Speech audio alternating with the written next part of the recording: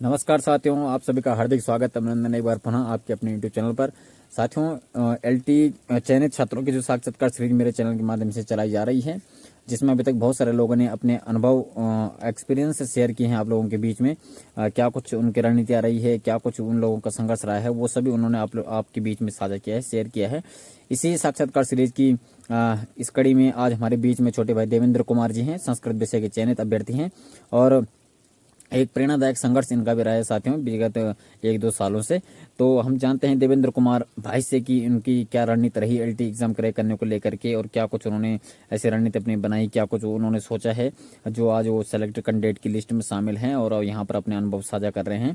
इसके पीछे उनका किस प्रकार का संघर्ष रहा है, मैं आपको ले चलता हूँ सीधे देवेंद्र कुमार जी के पास और उनसे जानने का प्रयास करते हैं। सभी साथियों को प्रणाम, नमस्कार, सुप्रभातम। सर्वप्रथम मैं अजय भाई का धन्यवाद करना चाहता हूं, जिन्होंने हमें यह खूबसूरत सा मंच अपने अनुभव साझा करने के लिए प्रदान किया है। साथ ही मैं उनके उस संघर्ष को सलाम करता हूं जो उन्होंने एलटी रिजल्ट को ले आने में अपनी अहम भूमिका निभाई और ग्राउंड में उतरकर जो संघर्ष किया, वाकई उनका संघर्ष सराहनीय और प्रशंसनीय है, हमें प्रेरणा देने लायक है। और उनको भी मैं बधाई देना चाहता हूं कि उनका भी एलटी में चयन हुआ है। और जितने भी एलटी में चयनित अभ्यर्थी हैं, मैं सभी के लिए ढेर सारी शुभकामनाएं और बधाइयां प्रेषित करता हूं। साथियों, मेरा नाम देवेंद्र कुमार है। मैं चमोली जनपद के देवाल ब्लॉक के अंतिम गांव वाण गांव से बिलोंग करता हूं। साथियों, मैंने भी एलटी 2024 का एग्जाम दिया था। इसमें मेरा विषय संस्कृत रहा है और जो मेरी रैंक है इसमें ओपन रैंक 60 और स्पेसिफिक रैंक मेरी फर्स्ट रैंक है साथियों। और जो मेरा एलटी का अटेम्प्ट है, ये पहला ही अटेम्प्ट है। इससे पहले मैं ईएमआरएस केवीएस का भी पेपर दे चुका था साथियों, उसमें मेरा नहीं हो पाया। और मैंने 2 बार नेट का एग्ज़ाम भी दिया, नेट भी मेरा अभी नहीं हो पाया है। और मैंने पीएचडी प्रवेश परीक्षा 2 बार दी है, दोनों बार मेरा सिलेक्शन हो गया था। दूसरी बार मैंने एडमिशन लिया, फर्स्ट बार मेरा एमए का रिजल्ट नहीं आने से नहीं हो पाया और 2 महीने बाद मुझे इन्हीं कारणों से पीएचडी छोड़नी पड़ी। मेरा अशासकीय विद्यालय में सिलेक्शन हुआ तो उस वजह से मुझे पीएचडी छोड़नी पड़ी। मैं अभी अशासकीय विद्यालय में सेवारत हूँ। और साथियों, जो मेरा पार्ट वाइज इस एलटी में स्कोर रहा, फर्स्ट पार्ट में मेरा 24.50 और सेकंड पार्ट में मेरा 37.25 स्कोर था, जो कि टोटल स्कोर 61.75 बनता है साथियों। और जो मेरी रणनीति इसमें रही, तो साथियों मैं आपको बता देना चाहता हूं कि मेरा जो प्रारंभिक उद्देश्य था वो लेक्चरर बनने का था और मैं लेक्चरर की ही तैयारी कर रहा था। एलटी की रणनीति की बात जहां तक मैं कहूँ साथियों, तो मैंने नोटिफिकेशन आने के बाद ही एलटी की तैयारी की। 14 मार्च के बाद ही मैं एलटी की तैयारी के लिए जुड़ा। लेकिन मेरी तैयारी में साथियों पारदर्शिता थी, दृढ़ संकल्प था और मेरे जो रणनीति थी उसमें क्लियर था कि मुझे एक सीट किसी भी हाल में निकालनी है और मेरे पास कोई ऑप्शन नहीं है एक सीट के अलावा।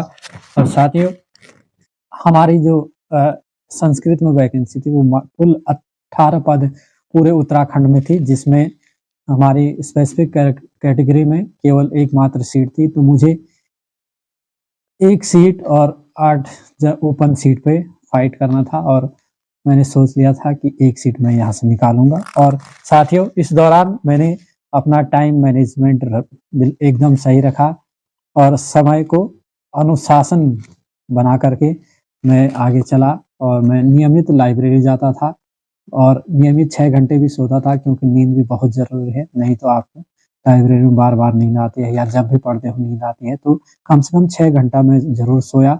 उसके अलावा मैंने अपना अधिकतम समय पढ़ने को दिया साथियों और नियमितता इसमें बनाए रखी, दृढ़ संकल्प रखा कि मुझे एक सीट किसी भी हाल में निकालनी है और एलटी में अपना नाम लिखना है। तो साथियों, कभी-कभार होता था कि मैं नहीं पढ़ पा रहा हूँ, कहीं चले गया, कुछ काम पड़ गया, तो उस समय को भी मैं रिकवर करता था किसी न किसी तरीके से।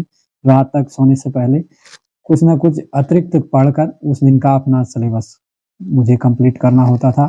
और साथियों,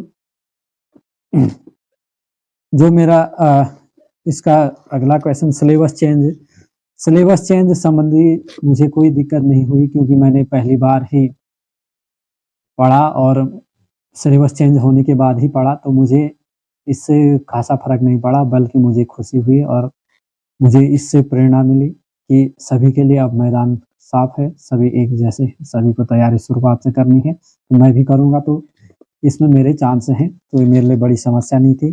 पेपर का जो पैटर्न था, वो बिल्कुल हमारी मनोदशाओं के अनुरूप नहीं था। पेपर जब हमारे हाथ में आता है, हम देखते हैं कि पेपर जैसा हम सोच के गए थे वैसा नहीं आया, तो मैं एकदम से डिस्टर्ब हो गया था, बड़ा हताश निराश हो गया था कि शायद ये एलटी हाथ से जाता हुआ नज़र भी आया।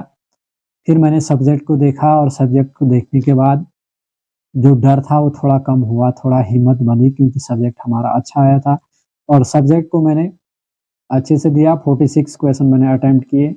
सब्जेक्ट को देने के बाद एक उम्मीद जगी कि अगर फर्स्ट पार्ट थोड़ा ठीक हो जाता है तो लगभग हम कर पाएँगे, हमारा हो सकता है। तो उसके बाद में फर्स्ट पार्ट को आया और मैंने एकदम शांत होकर के अच्छे से पढ़ा, तो फिर पहला पार्ट भी ठीक हो गया था। साथियों, मैं नए अभ्यर्थियों के लिए जो संदेश है कि सबसे पहले अपनी रणनीति में पारदर्शिता होनी चाहिए। साथियों, कोई भी सफलता होती है वो एक दिन में नहीं मिलती, चंद दिनों में नहीं मिलती, उसके लिए एक लंबा संघर्ष करना होता है। साथियों, मैं दिसंबर 2022 से की तैयारी शुरू कर चुका था। हालाँकि मैंने शुरुआत में लेक्चरर की तैयारी की, मैं कंटिन्यू लाइब्रेरी जाता था, तब से मैंने 2.5 साल तक लाइब्रेरी नहीं छोड़ी और रेगुलर लाइब्रेरी जाता था।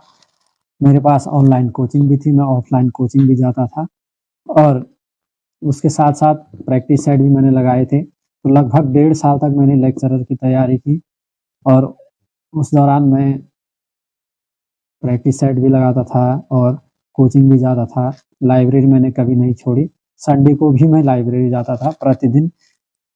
साथियों, 1.5 साल तक जब लेक्चरर की तैयारी करने के बाद एलटी का नोटिफ़िकेशन आया, तो लगभग उसके बाद से मैंने एलटी की तैयारी शुरू की और अपने माइंड को क्लियर रखा कि मुझे एक सीट ले जानी ही है। और साथियों, मैं आपको भी एक संदेश देना चाहता हूँ कि आज के समय में क्या होता है कि फ़ोन एक बहुत बड़ा डिस्ट्रैक्शन है। मैंने फ़ोन को लगभग 1.5 साल तक न कोई व्हाट्सएप स्टोरी, न कोई डीपी, न ही फेसबुक चलाया, न ही इंस्टाग्राम चलाया। इन चीज़ों से मैं दूर रहा, बिल्कुल मैंने अवॉइड किया और बल्कि मैं फ़ोन से पढ़ता था, पर सिर्फ़ फ़ोन को पढ़ने के लिए यूज़ किया, फालतू चीज़ों के लिए नहीं। मैं आपको सलाह देना चाहता हूँ कि अगर आप भी ऐसा करते हैं तो आपको इससे बचना होगा। अपने लक्ष्य के प्रति समर्पित होना पड़ेगा, अपना लक्ष्य ध्यान में रखकर पढ़ाई करनी होगी।